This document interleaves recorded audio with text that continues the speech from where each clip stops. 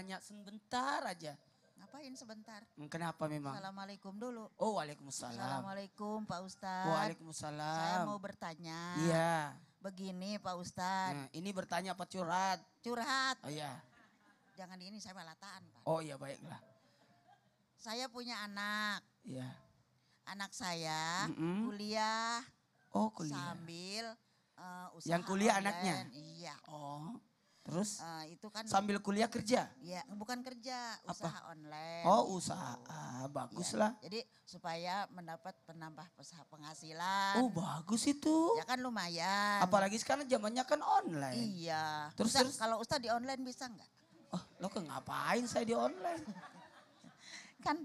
Oh iya, di telepon maksudnya Iya. kalau mau dipanggil ceramah Kan boleh. Ustadz kan duren. Oh, jangan. Ayo. Jadi gimana? Nah, terus Permasalahannya? begini masalahnya. Kalau saya sih setuju-setuju aja. Iya. Alhamdulillah Bagus. anak saya dapat penghasilan sambil kerja, sambil kuliah. Terus? Kan menambah ilmu. Iya. Ternyata si bapaknya ini tidak menyetujui. Lah, kenapa bisa tidak setuju? Nah itu, jadi Kenapa? saya bingung itu bagaimana jalan keluarnya dan solusinya Pak Ustadz. Mohon keterangannya. Assalamualaikum. Aduh ya Allah, ini ngapain sih dua-duaan di sini? Kan dua-duaan orang lagi curhat. Iya, orang lagi curhat. Dia curhat. Curhat masalah apa sih? Saya dengar masalah Ntar online-online. kalau mau nanya. Iya. Pada saat acara aja. Ya udah nanti aja kita bahas ya Bu ya. Iya. Ya nggak apa-apa Ibu ya. Oke. Ya udah Ibu sekarang boleh duduk dulu deh ya. Ustadz biar dulu Assalamualaikum, istirahat dulu Ustadz. Ustadz. Ya tepuk tangan dulu dong buat Ibu dan Ustadz Maulana ini Masya Allah. Assalamualaikum warahmatullahi wabarakatuh. Waalaikumsalam warahmatullahi wabarakatuh. Jamaah. Oh jamaah. Alhamdulillahirrabbilalamin. Allahumma sholli ala Sayyidina Muhammad wa ala Sayyidina Muhammad. Jamaah. Lemes amat jamaah. Nah gitu dong. Ini tadi ada yang curhat sama Ustadz Maulana. Saya dari jauh udah kedengeran. Katanya lulus kuliah daripada nganggur jualan online dulu. Dilarang sama bapaknya. Ibunya bilang oke-oke aja lumayan nih buat nambah-nambahin daripada nunggu-nunggu kosong waktunya. Ya nggak ngapa-ngapain ya. Ini banyak nih coba saya mau tanya nih sama ibu-ibu semua nih. Ibu-ibu. Bu, suka diremehin gak Bu sama tetangga? Suka ya Bu ya? Curhat nih, cie. Kadang-kadang orang suka gitu tuh ya. Suka ngeremehin saudara sendiri, tetangganya. Seharusnya kalau saudara atau mungkin tetangga itu harus saling mendukung ya Bu ya. Saling membantu, ikut bantu, bukan yang ngeremehin. Malah nambah-nambahin, orang ngeremehin diikut-ikutan lagi ngeremehin juga. Nah biasanya kalau orang yang meremehkan kita itu makin banyak orang yang ngeremehin, makin bulat tekad kita untuk bisa maju. Bener ya Bu ya? Makin pengen ngebuktiin kalau kita nih bisa nih gitu Bu ya, bener ya Bu ya? Ini Masya Allah nih hari ini nih kita bahas sama-sama ya mungkin yang sering diremehkan atau yang sering meremehkan orang. Tema kita pagi hari ini adalah jangan anggap remeh. Apa Bu? Jangan anggap remeh. Tuh 2, 3, jangan anggap remeh. Ini buat jamaah yang di rumah juga nanti kita kasih kesempatan di segmen 2 insya Allah akan ada kuis interaktif yang hadiahnya jutaan rupiah. Langsung aja telepon dari sekarang ke nomor yang ada di bawah ini ke 791877700 untuk Jabodetabek dan bagi Anda di luar Jabodetabek 021791887711. Nah ini Masya Allah kita masuk di pembahasan nih ya. Kita dari awal dulu nih kadang-kadang kita juga suka nggak peka nih sama hal-hal terutama hal yang kecil. Benar ya Bu ya? Kadang-kadang yang kecil ini nih kalau didiemin aja nih justru ternyata yang kecil ini mempunyai dampak yang luar biasa. Tapi seperti apa sih caranya bisa membuka pikiran orang ya untuk tidak meremehkan terutama hal yang kecil-kecil. Yuk kita minta penjelasan dari guru kita yang pertama ada Ustadz Abdul Kafi. Tepuk tangan Bu buat guru kita silakan. Terima kasih Mas Fadli. Bismillahirrahmanirrahim. Assalamualaikum warahmatullahi wabarakatuh.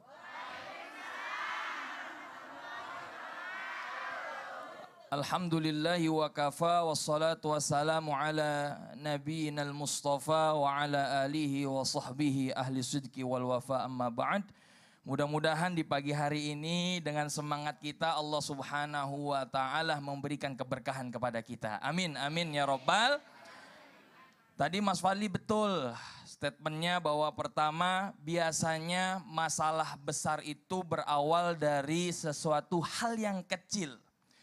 Apapun urusannya, baik urusan duniawi maupun urusan ukhrawi, apapun itu bentuknya. Ya, urusan agama seperti itu. Oleh karena itu Allah Subhanahu wa taala memberikan rahasia yang luar biasa yang ini diungkapkan oleh sahabat Ali bin Abi Thalib karamallahu wajha. Ada 4 hal yang disembunyikan oleh Allah Subhanahu wa taala. Yang pertama, Allah menyembunyikan keridhoannya. Allah menyembunyikan keridhoannya. Kenapa Allah menyembunyikan ini? Bahwa ketika Allah menyembunyikan keridhoan ini, yang ada adalah kita tidak boleh meremehkan amal baik apapun, baik kecil maupun besar. Kenapa? Karena Nabi SAW pernah mengabarkan kepada kita bahwa di akhirat nanti ada orang yang dia tidak sama sekali memiliki amal soleh. Begitu di yaumil hisab nggak ada amal baiknya. Tiba-tiba apa? Turun dari atas bitokoh. Apa itu bitokoh? Suatu kartu. Kemudian kartu itu jatuh di timbangan sehingga yang tadinya enggak ada sama sekali itu amal soleh, timbangan amal solehnya menjadi berat. Apa itu kartu?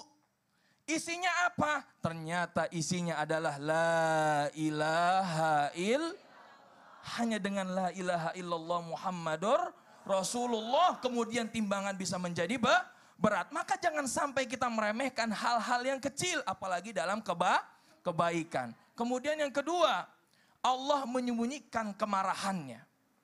Mengapa Allah menyembunyikan kemarahannya? Agar kita tidak menyepelehkan dosa baik besar maupun kecil. Kadang orang sering meremehkan dosa. Ah biarinlah cuman sedikit ini. Ah biarinlah nanti juga Allah maafin. Ingat, bukit yang besar itu berawal dari kerikil yang kecil. Maka jangan sampai kita bisa meremehkan dosa yang kita lakukan, nanti ujung-ujungnya itu akan menjadi besar. Na'udzubillah summa na'udzubillah. Kemudian yang ketiga, Allah menyembunyikan doa yang terkabulkan. Kepada siapa dan kapan Allah dikabulkan. Ya, jadi semuanya itu Allah rahasiakan agar apa? Agar kita tidak menyepelehkan doa. Maka saya anjurkan nih semua kepada jamaah dan pemirsa yang di rumah, jangan segan-segan meminta doa kepada orang lain. Walaupun itu ahli maksiat. Siapa tahu doa dia yang lebih makbul, lebih dikabul oleh Allah Subhanahu wa taala.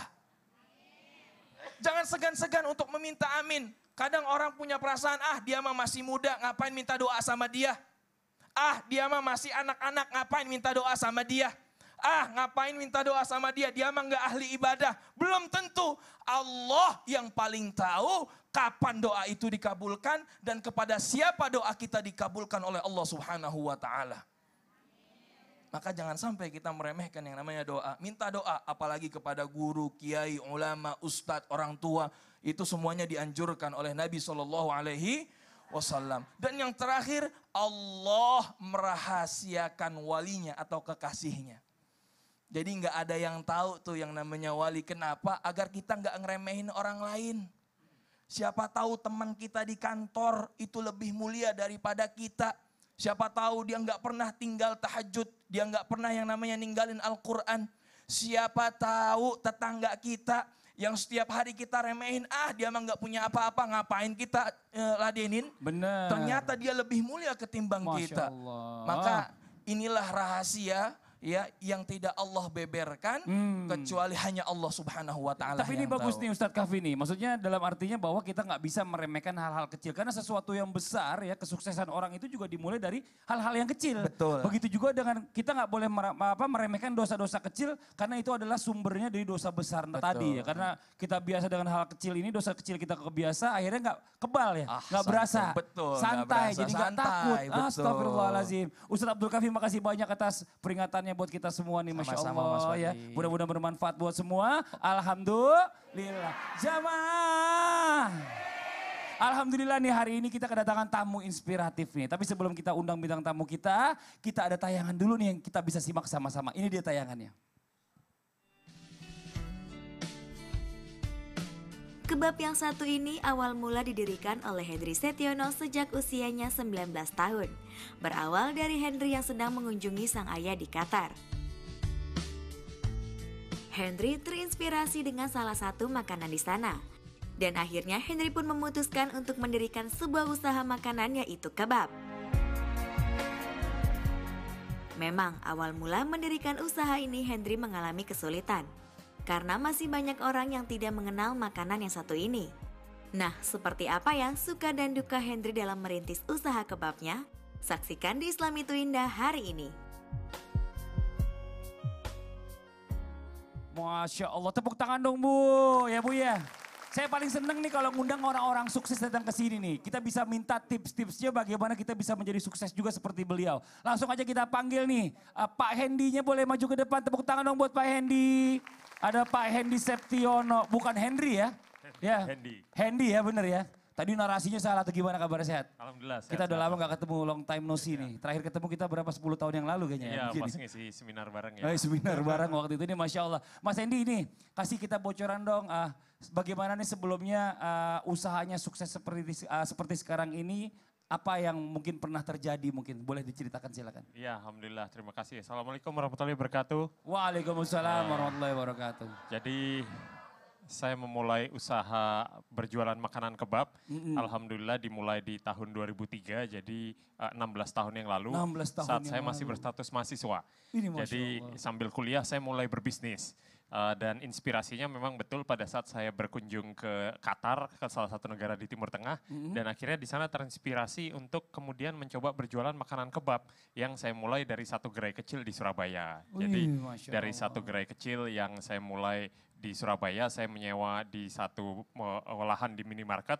Dan ternyata Alhamdulillah berjalan baik, walaupun dengan fase jatuh bangun, hampir gagal di awal-awal mulai berbisnis. Tapi dengan pantang menyerah, terus ikhtiar, bersyukur sekarang telah berkembang lebih dari 1.000 gerai di 10 negara. Masya Allah. Mas Hendy sebentar, ini Ya. kan lidah kita kan sama mereka yang di Timur Tengah kan beda di sebenarnya. Bagaimana caranya mensosialisasikan kebab ini supaya bisa dikenal sama orang-orang banyak di Indonesia? Ya, bersyukur sekarang kami sesuaikan lidahnya menjadi kebab dengan cita rasa Indonesia.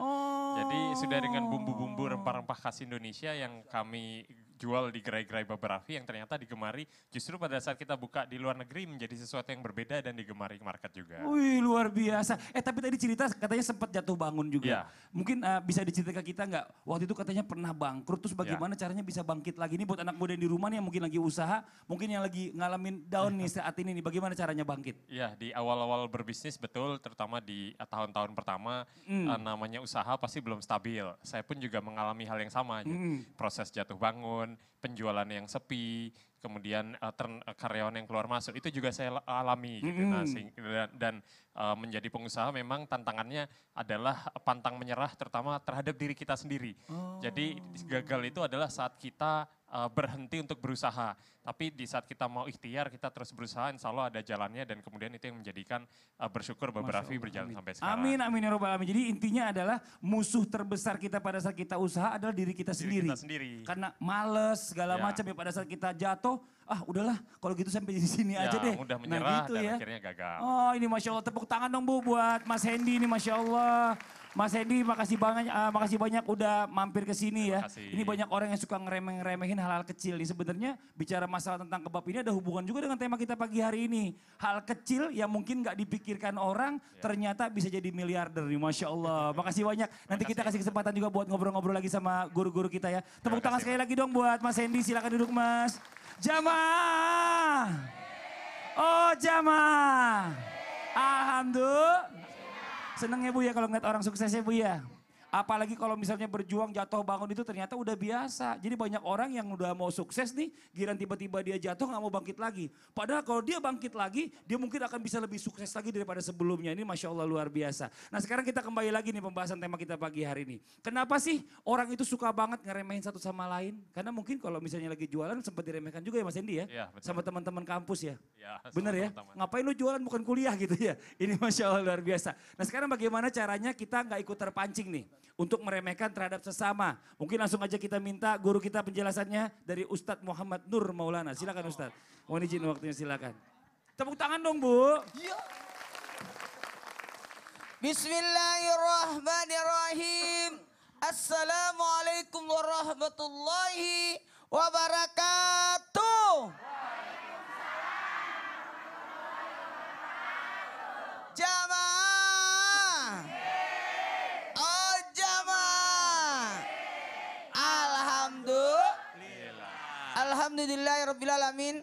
25 Rajab hari ini.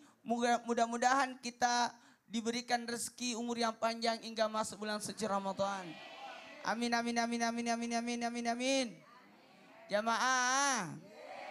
Ada enggak sih cara agar kita tidak ikut-ikutan terpancing untuk meremehkan terhadap sesama? Luar biasa. 1000 loh. Greynya. Satu aja. Grey untungnya 1 juta.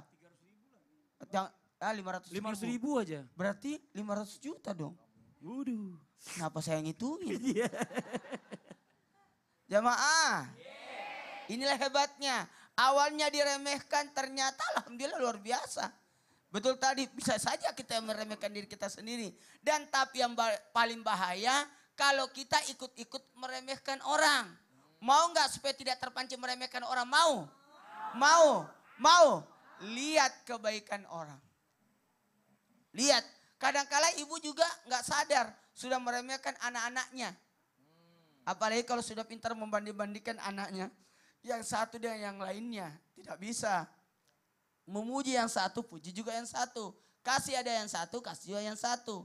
Bahkan ketika orang ada usaha, muliakanlah dia, dukunglah dia, bantulah dia, doakanlah dia. Tapi jangan remehkan dia. Karena lihat, pasti ada kebaikan di baliknya. Mohon maaf, saya kagum lihat Ustaz Abdul Kafi. Umurnya berapa? 25. 25 tahun sudah masuk TV. Saya umur berapa baru masuk TV? 38. Untung ada teman saya yang ngitungin. Ya saya tidak usah pusing-pusing itu. 38 tahun. Nggak gampang. Berapa tahun tausiah baru masuk TV? Berapa tahun Tosia masuk TV? Sudah Enggak, berapa tahun baru masuk TV? sebelum masuk TV. Iya. Tausiahnya Iya. sudah dari lulus pondok. Lama ya. Jawab aja berapa tahun? Oh, sekitar 4 tahunan. 4 tahun. Saya 23 tahun ceramah di Makassar. Baru masuk di Jakarta TV. Diremehkan juga. Enggak apa-apa. Tapi sekarang saya sudah di TV. Jadi lihat kebaikan orang. Pasti ada kebaikannya. Pasti ada amalannya. Pasti ada sedekahnya. Pasti ada doa-doanya. Sehingga dia bisa jadi seperti itu. Betul apa benar? Dan berlaku ihsanlah. Apa artinya ihsan? Kalau seakan-akan ini orang dia berhasil tapi nginjak saya. Nyakitin saya. Aku mau ikut-ikut marah. Tapi caranya apa? Balaslah dia dengan kebaikan. Jadi tidak ada waktu untuk membalas keburukan. Tapi membalas dengan kebaikan. Ihsan itu membalas keburukan dengan kebaikan. Kadangkala aku tidak ada masalah. Kalau orang yang pertama tadi tidak ada urusan. Maka dia gampang untuk melihat kebaikan. Tapi orang yang kedua yang saya sebutkan tadi harus berbuat ihsan adalah ketika dia sendiri yang dalam artian jadi korban dari orang yang berhasil itu. Kadang-kadang ada seperti itu. Maka berbuat ihsanlah. Yang paling luar biasa kalau kita bisa bersifat tawadu. Hilangkan kesombongan. Ketika ada orang yang sombong, cepat-cepatlah bertawadu. Jamaah. Karena bisa jadi kita merasa hebat, tapi ternyata dia lebih hebat dari kita. Dan yang paling kunci, yang paling hebat, jikalau mau supaya tidak meremehkan orang atau tidak ikut-ikut meremehkan orang, maka menjadilah orang mulia dengan ilmu dan takwa. Ini Masya Allah. Semakin ini. banyak Benar. ilmu yang kau kuasai, Benar. maka semakin bisa engkau menerima perbedaan. Masya Allah. Semakin banyak ilmu yang kau ketahui, semakin bisa engkau menerima kekurangan orang. Masya Allah. Jadi ginilah intinya, nggak usahlah ikut-ikutan meremeh-remehkan orang lain. Jangan. Ya. Hal-hal yang negatif itu nggak usah diikutin. Iya. Yang positif diikutin. Nah Iya. gitu. Dia gagal, masih muda, tapi pasti ada kebaikannya dia. Bener. Belum tentu orang yang kita remehkan itu jauh lebih buruk daripada kita. Kau Ternyata remehkan dia? Dia lebih Kau mulia. remehkan dia? Enggak. Kau remehkan dia? Enggak. Kalau kau remehkan dia, waktu kau seumuran dia, kau ngapain? Kan gitu. Iya benar ini Masya Anak-anak Allah. mau jualan, Iya. belum tentu berhasil. Pertanyaannya, kau waktu anak-anak ada jualan? Minta duit sama orang tua. Wah, ya kan? Makasih banyak Ustaz atas penjelasannya. Ini mudah-mudahan bermanfaat buat semua. Alhamdulillah. Jamaah. Seru banget nih pembahasan kita hari ini nih. Buat jamaah yang ada di rumah jangan kemana-mana. Setelah ini kita akan lanjutkan lagi. Kita akan mendengarkan ada tausiah berikutnya dari guru kita Habib Bagir. Bib, tentang apa nih berikutnya yang dibahas nih Bib? Percaya diri dan membuktikan apa yang orang anggap itu salah. Wah, percaya diri, makin percaya diri. Dan Buktikan. kita buktiin kalau orang itu salah justru ya, yang Dalam menganggap kita anggapan. salah. Ini Masya Allah, nanti kita pengen dengar nih seperti apa pembahasannya. Yuk buat jamaah yang di rumah juga ya. Setelah ini Insya Allah akan ada kuis interaktif yang ada hadiahnya jutaan rupiah. Langsung aja telepon ke nomor yang ada di bawah ini sekarang. Ke 79187700 untuk Jabodetabek. Untuk Anda di luar Jabodetabek di 021791877711. Tapi sebelumnya sama-sama kita simak dulu nih ada penampilan dari kawan-kawan kita. Nash Indonesia. Silakan kawan-kawan Nash. Nama cari